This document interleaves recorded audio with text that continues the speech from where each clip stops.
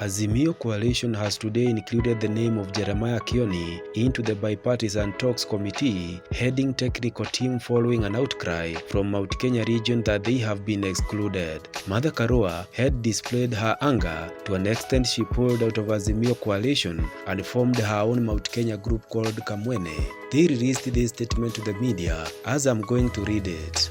We have convened today to assess the prevailing national situation within the context of the planned dialogue with Kenya Kwanza. This meeting has taken place amidst the prevailing sober atmosphere across various regions of the country, stemming from incidents of police brutality. The extent of the brutality endured during the protest is evident through the funerals occurring across Kenya. Many of us have attended those sober ceremonies, and more are yet to come. We can confirm numerous casualties and injuries afflicted by the police. These events were unfortunate and should never have occurred. It is our fervent resolve to ensure justice for the victims and hold the perpetrators accountable. Our sincere condolences continue to be extended to the families who have lost their loved ones and those who sustained injuries. We are appreciative of those who have contributed to our benevolence fund, enabling us to provide some assistance to victims and their families. Our efforts to gather data on both deceased and injured victims remain ongoing as we persist in offering whatever support we can. We earnestly urge all individuals of goodwill to contribute to the fund in unity with our pursuit for free, equitable, and constitutionally governed nation that values the lives and rights of its citizens. The suffering experienced by those we are mourning, as well as those in recovery, would have been prevented if Kenya upheld the rule of law and had a compassionate government.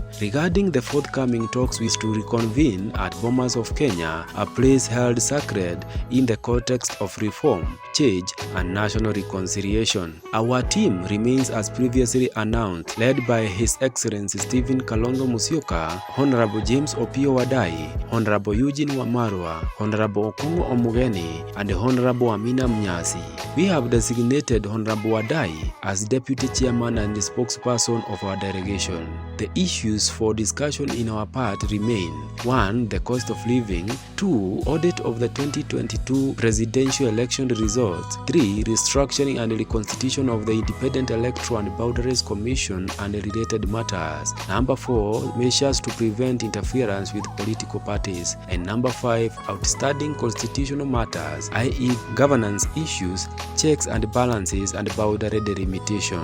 Our policy of team underscores our recognition of the significance of these talks. The team was assembled with a profound understanding that our nation is on an improper trajectory. Denying this reality would be delusive. In consideration of this reality, we have established a technical and legal team to support our delegation during the dialogue. Accordingly, Honorable Jeremiah Kioni, the Secretary General of the Jubilee Party, will lead the legal and technical team in these talks. We have tasked our delegation and technical teams under the capable leadership of His Excellency Kalonzo Musyoka and Kioni to approach these talks with courage and open minds. It requires both courage and open-mindedness to find common ground in times of conflict. We have conveyed our delegation and a wish to communicate to all Kenyans that engaging in sincere dialogue is not an act of surrender or weakness. Rather, it embodies strength and common sense. Our commitment to negotiating in good faith, aimed at resolving the nation's challenges comprehensively through dialogue, remains unwavering. We advocate for transparent, respectful, and expedient talks guided by priority, integrity, and esteem for the Kenyan people. As a party, we firmly believe that our nation deserves harmony, not inertia. This conviction prompted us to suspend our protest, granting dialogue and peace an opportunity. We urge Kenya Kwanza to cease propagating vitriol, for it will yield no results. Propaganda must now cease, as it has not resolved our problems in the past years and will not in the coming years. Our citizens and the global community are observing us, and we invite them to watch and hold us accountable. Thank you.